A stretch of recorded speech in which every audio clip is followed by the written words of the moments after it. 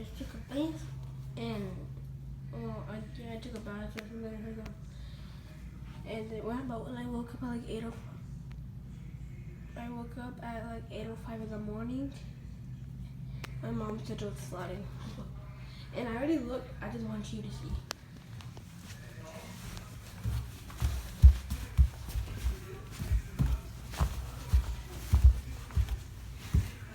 Oh, the front porch isn't like cute. The front porch is too bad. No, never mind. This is not all.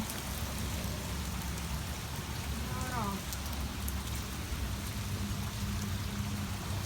Look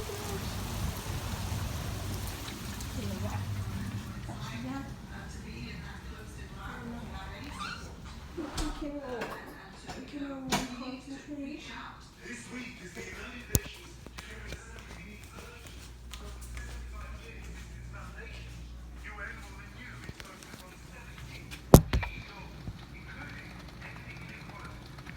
Look at this.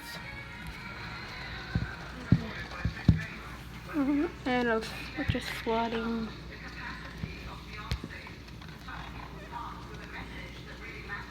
This part's okay.